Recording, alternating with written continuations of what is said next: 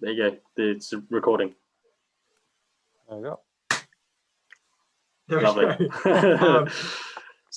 Okay, so Mark, we're just going to ask you, I mean, we have to ask you about football and obviously about faith, being a Christian, but like we have to ask you first about football. So, mate, you are a Bournemouth legend. The amount of people that I've spoken to about doing this interview, they're like, oh yeah, Marc Pugh, he's a hero. Like they love you. So I was looking at a bit of your like background playing for Bournemouth and your first 5 years at the club, because you signed in 2010, then in 2013 up to the Championship, 2015 to the Prem, and you were the top goal scorer for a couple of those years. Can you just talk to us a little bit like what that was like, flying up the leagues, English football so like quickly? What was that like? Yeah, it was an absolute incredible experience, especially because I had to deal with a lot of setbacks when I was younger. At 18, I got told I wasn't good enough to make it in the game. I got released from Burnley. I had a really good few seasons from 19 to 22. I had spells with Bury and Shrewsbury. Played a lot of football, played probably about 120 appearances in 3 or 4 years. So that was a really good period. And then another change of manager at Shrewsbury. I got told I wasn't good enough again. So it was another kick in the teeth. I was on my honeymoon at the time. So yeah, that was a bit of an eye opener. And then luckily got gifted an opportunity at Hereford. They called me, took a punt on me. And that season I scored 3 against Bournemouth, 2 in the home fixture and 1 in the away fixture. And they signed me. And yeah, incredible experience. Just the rise up through the leagues is what you want as a boy. It's what you dream of. And I just took it with a pinch of salt because I really felt blessed because of the position I was in. I always had belief. I always had faith. I always had belief in my own ability.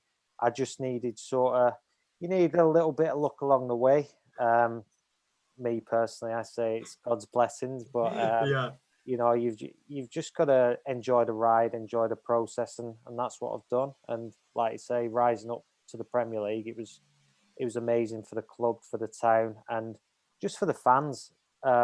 It's great to put smiles on people's faces. Yeah, mate, that's awesome. You mentioned that you were on your honeymoon when you got that call from Shrewsbury that second time saying like you weren't good enough. How did you bounce back from that? Like, how did you and your wife like come together? Like when you're just married and say, okay, like we're going to keep going. Like, Mark, you're going to keep on pushing for this. Like, what made you do that? A mentality, a winning mentality. Everything I do in life, I want to win. I want to do to the best of my ability. And I had a wedding to pay for. So, no, you know what? I think, and perspective, you've got to put perspective on things. I mean, there's a lot of people around the world that are worse off than ourselves. And, you know, especially with the COVID situation at the minute and, you know, family members dying, people struggling with it. You've just got to put perspective on things. And that's what I did back then. I put perspective on things. I was on a lovely honeymoon holiday in Mexico. Nice. Yeah, I had terrible news at the time. I'd lost my job, but I was 22 years old at the time. And I knew I had a lot more time to sort of achieve my dreams, my goals. And yeah, you've just got to get your head down, work hard, be relentless in, you know, you push to achieve great things. And fortunately, I did that. And, you know, Bournemouth, the journey with Bournemouth has been the best part of my life because since I've been at Bournemouth, I've had my 2 children as well. It's been a big part of my life. Brilliant. Yeah, I've got a question. So what was your favourite goal scored out of wherever you've played, really? What was your best? You know what? It's an easy one, really. I've got 2. My first Premier League goal and my favourite night ever was the Bolton one. I mean, to score the goal against Bolton with the run we'd been on, we knew we were going to win that game. We knew we were going to get promotion to the Premier League. We just had that confidence and belief going into every game, that we were unbeatable. And that season was just it was just great to see smiles on people's faces and what it meant to people. But yeah, those were my two favourite goals. I've scored better goals, but for the occasion, for the build up, everything like that, they were the two important goals to me.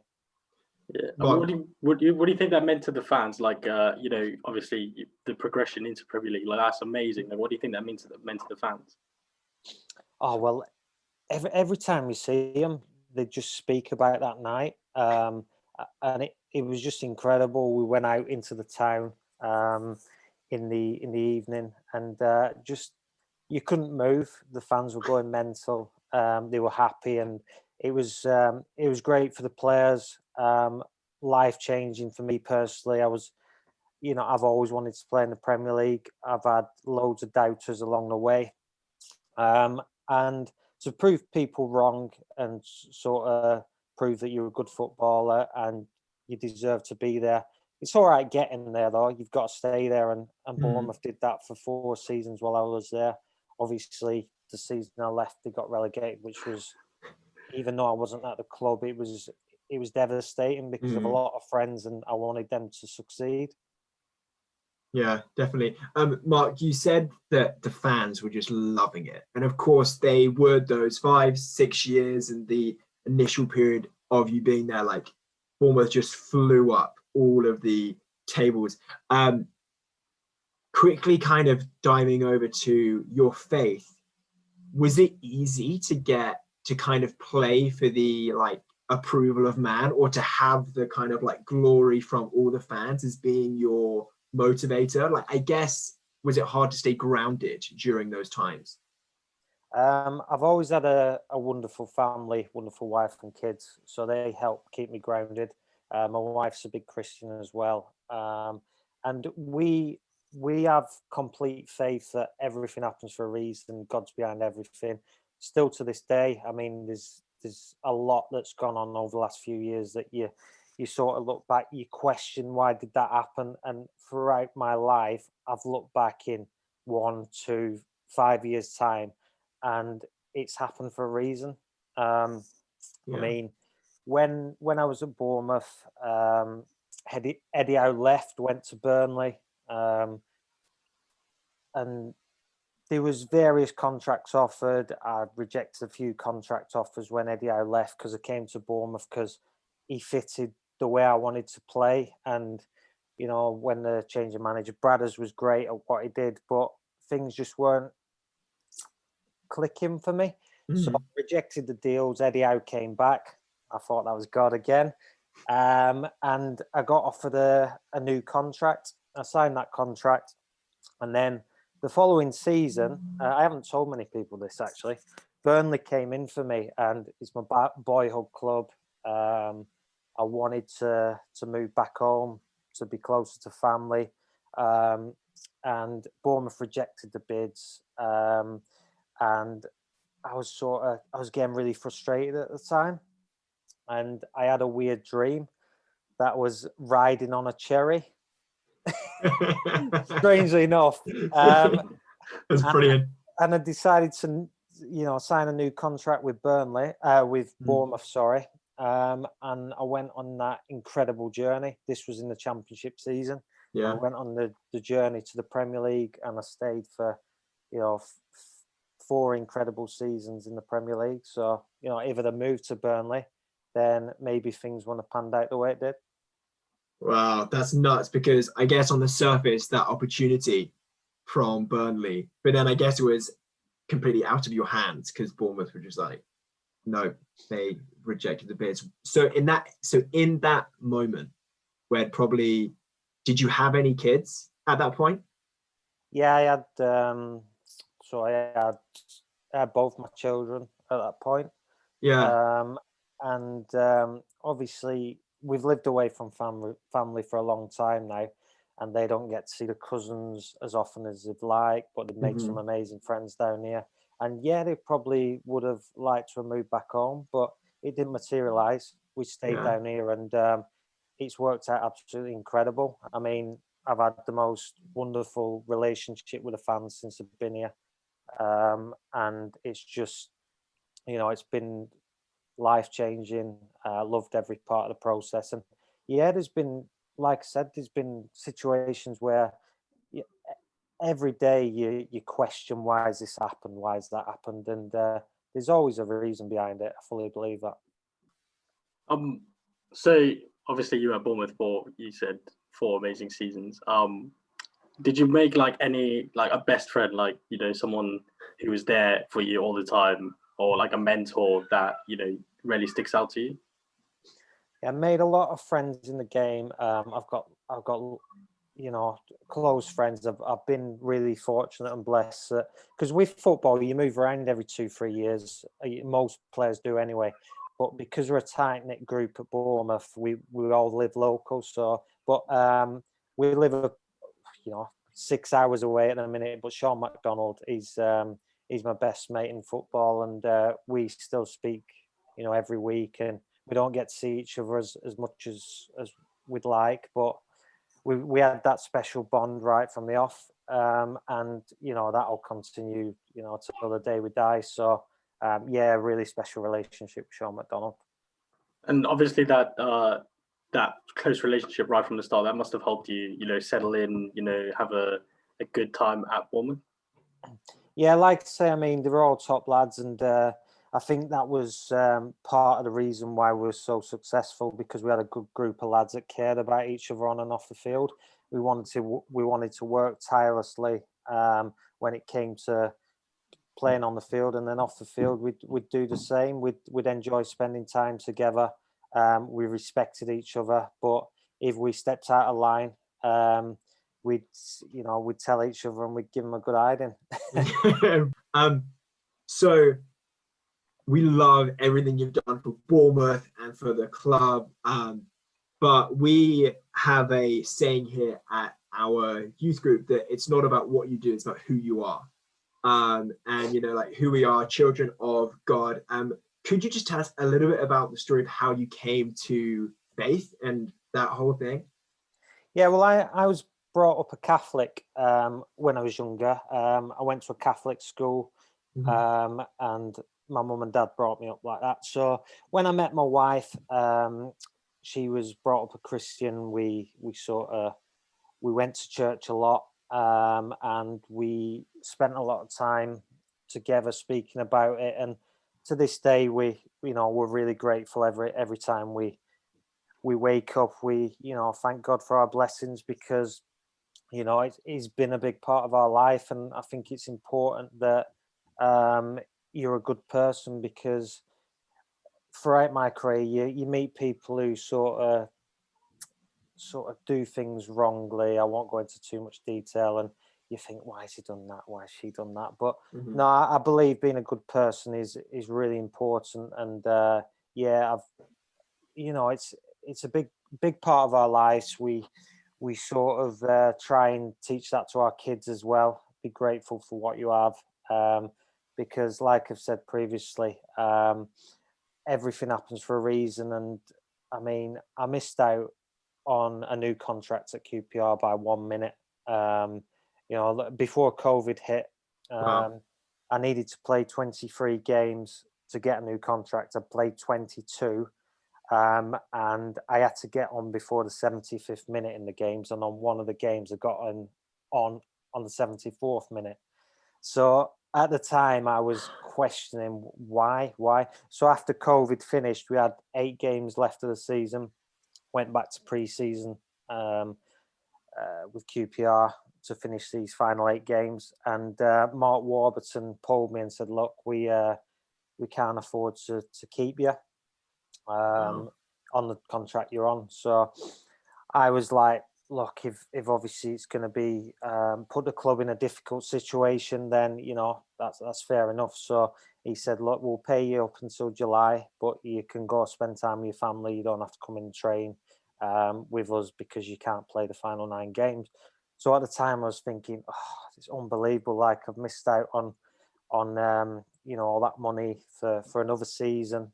But then I put it into perspective and like, well, I've got to spend 3 amazing months with my family. You know, I have to be proactive with that. And I always look back and think, did God have something to do with that? And then I always think, well, I did a lot of traveling. I was up at 5:30 every morning. You know, it could have run me into the ground doing all this traveling. You look, you might have a car accident, you might have this. So I believe God is behind every decision you make in life and everything that happens. Yeah, mate, that's brilliant. So you said you've been locked down. Well, during COVID, you had more time with your family, and you know, like everyone that's watching this, listening, is currently stuck at home with their family. Is there any kind of words of advice or words of wisdom you'd say to people who are just like losing their mind at home right now? Yeah, keep yourself busy. Find something you're passionate about. Just learn to know what you're passionate about, and just do everything to the best of your ability to make your dreams, your goals come true. Because everyone's made the same. It's just who deals with it the best, and it's easy for me. Some people probably turn around and say, "Oh, it's easy for you to say, you know, you've been a professional footballer and that." But there's a lot of sacrifice involved. It takes a lot of hard work. You know, around Christmas time, you don't get to spend as much time with the family, that kind of thing. So everyone has, you know, things that go well from in life, and it's never a plain sailing road. You're gonna have to deal with setbacks. You've just got to. Whoever deals with them the best are going to be the most successful in life. And you see the amount of people that have lost their jobs, but they've gone into the lockdown and they've come out the other end so much better off because they've got their head round it and they've thought, right, it's time to knuckle down and you know, get another string to our bow and try and make this time productive. So yeah, just be productive with your time. Thanks, mate. It's brilliant. So we obviously are. Well, I'm a youth intern. That's a youth leader. And as a youth, it's hard, you know, going to school and sharing your faith. Going, oh yeah, I'm Christian. Oh yeah, I believe in Jesus. Did you ever find it hard in your career? And like, if so, how did you overcome that? How did you like get to telling people like, oh yeah, I'm a Christian? I think the big problem with, you know, general life in this day and age is people feel that they're not comfortable in the skin, and like I think it's due to people's opinions on. Yeah, they don't want to be opinionated, and people who judge people, I just don't like it. I mean, if someone wants to be a Christian, if someone wants to, you know, do whatever, I think everyone should respect their opinion. And yeah, like you say, in the football world especially, a lot of players have really struggled to come out and say, "Oh, I believe in Jesus, I'm a Christian," when that's part of the problem. They can't be expressive with the way they feel. And I think you should just be expressive. Whether if I tell someone I'm a Christian, they don't like it, I don't care, because you know it's important what you think and what you believe in. And yeah, I just think it's really important that you can be expressive and, you know, tell people I believe in Jesus and he's a big part of my life. But yeah, like you say, it's really difficult because some people just judge you straight away, and you know, you should be able to be open-minded about things. Did you ever find it hard, like with or even well, you said you were close with the people at Bournemouth, but did you find it hard to tell them, or did they know, or how did that come about? I think it was quite different because they really respected me. I think it depends who says it. If you're respected, but I mean, we had a few. Benik Kofobi was a big Christian, and he spoke about it quite openly. We have prayer meetings at Bournemouth before games as well. When I was at Bournemouth, there was a group of us, me, Junior Stanislas, Benik, Eddie Howe came in for the prayer meeting, and the club chaplain at the time, Andy Rimmer. We'd all you know, pray together, and we had a good group of lads. So it's kind of hard for me to say because it was really easy for me. I think the problem comes when you've got a changing room that are very opinionated, and you know, you feel a little bit uncomfortable coming out to say. But in general world, yeah, there are a lot of people that just turn a blind eye, and if you do want to speak openly about things, they don't really like it, which then it becomes quite difficult.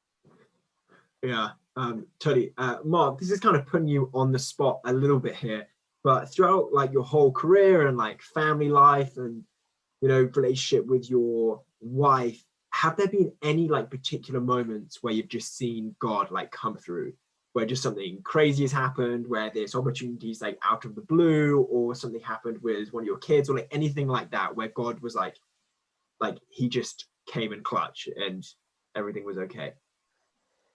Yeah, going back to the time where I nearly left Bournemouth, the dream, and yeah, I mean, flying on a cherry. I mean, come on, who dreams about flying on a cherry? So yeah, that was a bit of an eye opener, and everything that's happened in my life, I've looked back and I thought, yeah, that's the reason. I'm at a bit of a crossroads at the moment with my football as well.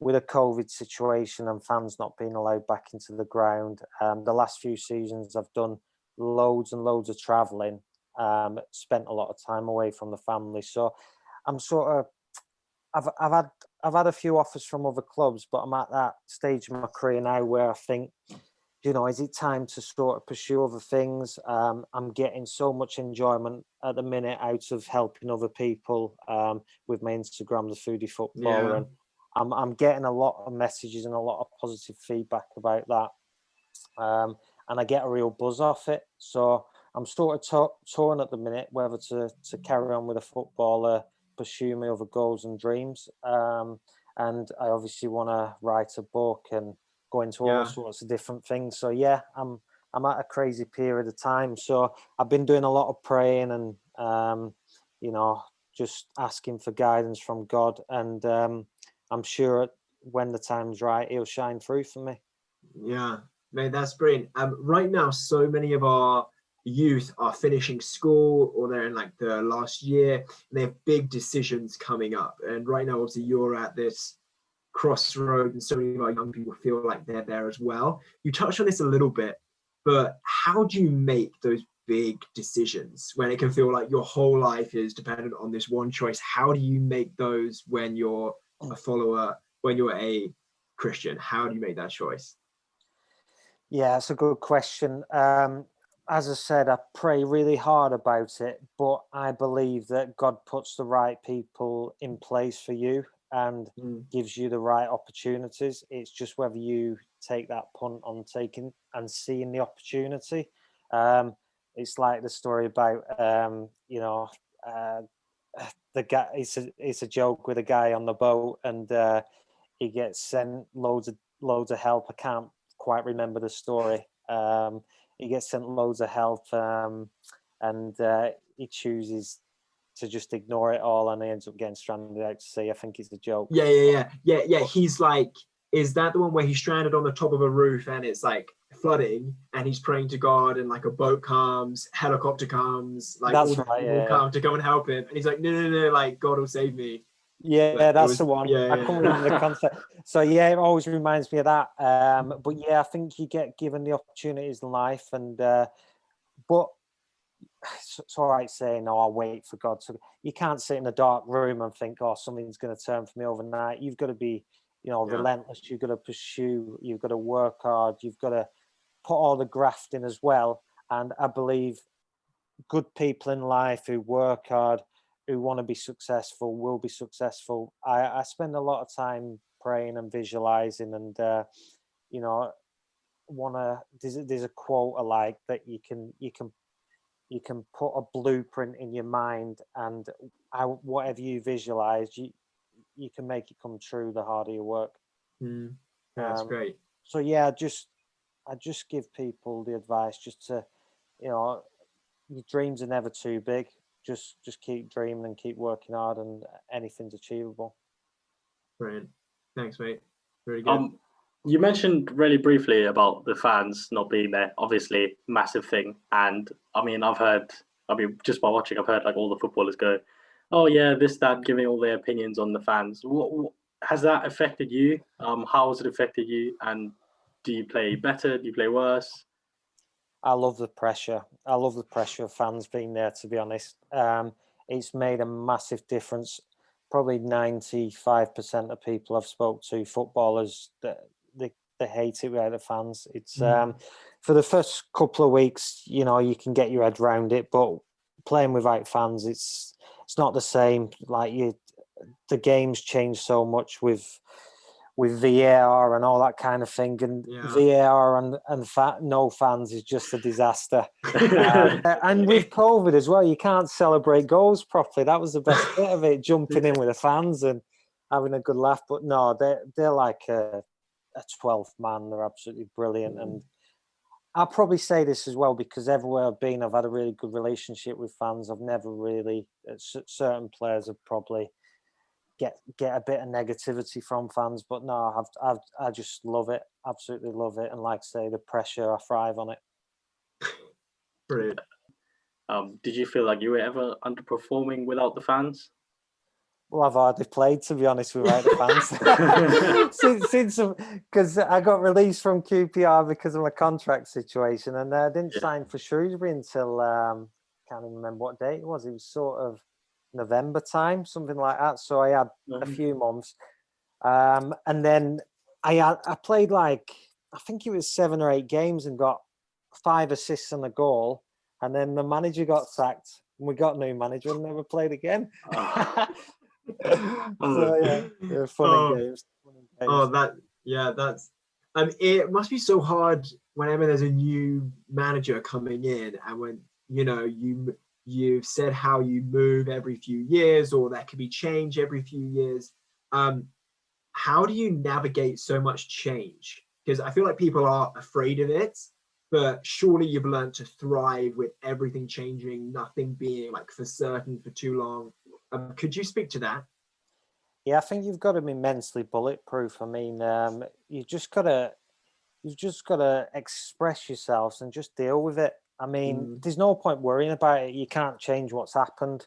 It is what it is, and just go out and do what you do best. I'm a footballer at the end of the day. If there's a change of manager, I let my football do the talking and sort of perform to the best of my ability. It's like if you're working in an office, your boss changes. As long as you're putting the work in and you're doing your work to the best of your ability, then nothing else should matter. Yeah. So do you feel like you need to prove yourself when a new manager comes in? Obviously, that sounds simple. It's a yes, but do you feel like you need to prove yourself? Yeah, I think so. I think your first couple of training sessions under a new manager are key, because first impressions are massive. It's like you wouldn't turn up for a job interview in shorts and t-shirt, would you? Like, so yeah, you need to express yourself, and I think it's really important you lay the foundations down early days and get on his good side. Brilliant. Quite a lot of our young people right now are really struggling with mental health and are just finding it really difficult, just day in, day out. You know, life isn't too fun for so many of them right now. I was wondering if you could maybe speak to any of them that are in like a dark place right now with being anxious about things, or just being like depressed all the time. Like, I was wondering if you could speak to that. Yeah, I mean, mental health is, unfortunately, it's becoming more and more, there's a lot more people with it at the moment, and COVID certainly hasn't helped. Like I say, it's so difficult to sort of get out of that rut, but like I say, finding a hobby or getting out for walks, taking your mind off things, surrounding yourself with positive people, I think it's really important. I mean, I always try and surround myself with positive people, because I find if I'm with someone who's quite negative about everything, then it brings me down and I say negative things as well. And then afterwards I think, what am I doing? I think, find yourself, whether it be a friend, whether it be a family member who's really positive, spend a lot of time with them, go for walks, clear your head. I think getting out, fresh air, exercise is massive. And feeling good about yourself. I mean, I speak a lot about nutrition and diet, but it's absolutely massive. Whether you're playing football, whether you're a teacher, you're a cleaner, for performing to the best of your ability, whether it be mentally, physically, you need to eat well, you need to exercise and get your body moving. So yeah, I think they're my biggest points. There's no point Brilliant. sitting in bed,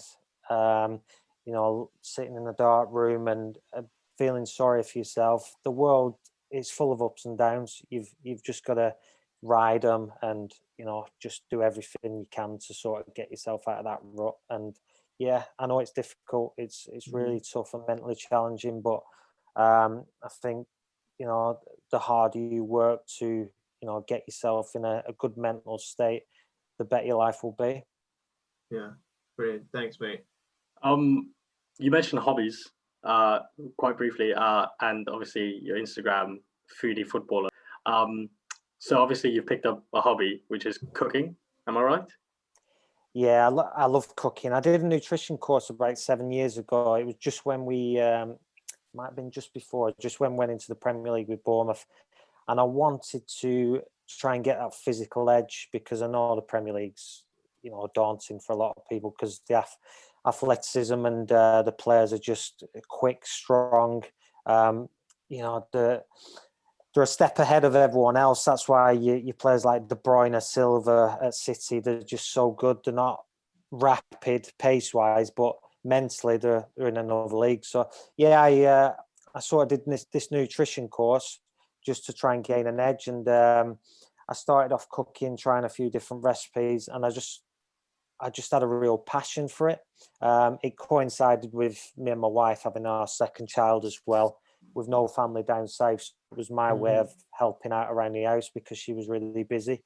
And yeah, she can't get in the kitchen now. I absolutely love it. So I just want to take that on to try and help other people to be the healthiest versions of themselves. When I get people messaging me saying they've followed my food and different types of plans I've messaged them about. Obviously, it's quite simple. If you ask me, avoiding refined sugars, refined carbs, eating whole foods and staying well hydrated. Someone lost 9 pounds last week just by getting the body moving and eating the right foods. You don't need to eat less. You don't need to be in a calorie deficit as long as you're putting the right foods in your body, in my opinion. Yeah, mate, that's so good. So we heard this thing, and we're not about gossiping or rumors, obviously, but we had this one thing from your time at Bournemouth, and we wanted to ask you about it. We heard that Josh King was trying to get your number. Was that right? Yeah. And I think, Josh, wasn't it that he was prepared to pay you to have the number 7? Who told you this? I don't know, I just heard it. Is it true? Yeah, it's true. Yeah, it's true. he wanted number 7. Yeah, he offered to pay me, but no, I number 7. Number 7's my number. Yeah, quite a few good and all that. I don't know where you got your info from though, but it's right. Oh, that's funny.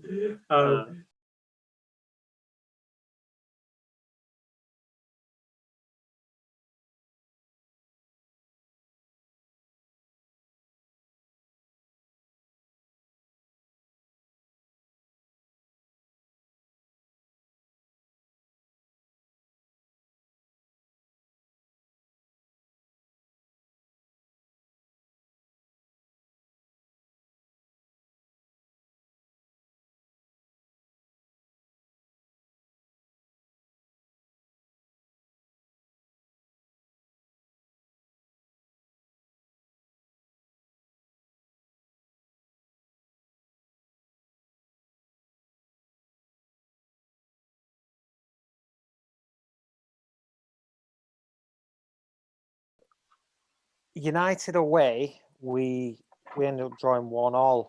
Ibrahimovic missed a penalty late on, actually. Funny times, actually, because I had a really good first half. I ended up chopping Phil Jones, won a penalty. And 2 minutes, I think it was about two or 3 minutes before half time, Andrew Sermon got sent off. So at half time, went in and I thought, I'm feeling really good here, playing well. I got dragged at half time. so I got subbed at half time and we ended up grinding out a 1-0, a 1-1 draw with 10 men for the rest of the second half. So yeah, that's brilliant. That was a great memory at Old Trafford. Wow. But wait, so you said you played against Ibrahimovic? Ibrahimovic, okay. yeah. So you know that he's pretty gobby, about, his ability, and like, granted, he's a world-class footballer. What was it like, I don't know, like fighting him, like for the ball, or like, trying to like battling for the ball? Like, what was it like playing against someone like as well known, or like with the experience of him? Well, with me being a winger, I didn't really go near him, to be honest, that much. But I had to deal with Valencia, and he was a joke. He's just rapid, quick, strong, good on the ball, got everything as that a right fullback needs. But yeah, it was Tyrone Mings against Ibrahimovic that day, actually, and they were having a good scuffling match, both of them, to be honest. I bet they were. I think they both should have been sent off that day, to be honest. So yeah, it was a good old battle. Okay, and then my last question is, who's the most influential Christian that you've met in the football world? Like, influential to you, influential to the world, influential to the youth of the areas in England? That I speak to quite regularly. I can't even say it. Is Junior Stanislas is. He's a big Christian. He's got a real strong love for God, and he's one of these footballers that openly speaks about it as well. And he spends a lot of time praying, reading the Bible. And I have so much respect for Junior because he's shown this incredible faith towards God, and he's had so many injuries throughout his career. He's been on fire this season. Gets hit with another injury. All last season was hit with injuries. For the past 5-6 years, he's got on a real good run of games, got injured, and they've not been just niggles. He's been out for like 4 weeks and then 3 months at a time. But he still shows that belief and faith and trust in God, that everything, this journey, it's all happened for a reason. And I've a real respect and love for Junior. It can almost seem like if you follow God and you love him and you do all the right things, that like, I think we can get into the idea that everything is going to go well, but life can still suck and stuff can still happen. Finally, Mark, what is one piece of advice you would give to a young person following God right now? Always believe something amazing is going to happen. Everything that happens isn't going to be as you see it. I believe that God is testing us all the time to be the best versions of ourselves. Like I said, it's not going to be a plain sailing road. You're not going to just be successful every day you wake up. There's going to be obstacles, going to be challenges, but I believe it's just part of God's journey, just to make you a better person. Yeah, brilliant. Well, Mark, thanks so much for your time. Really appreciate you coming on and sharing your story and your wisdom with all of us. Really, really great to have you, mate. Absolute pleasure. Cheers, guys. Have a good day.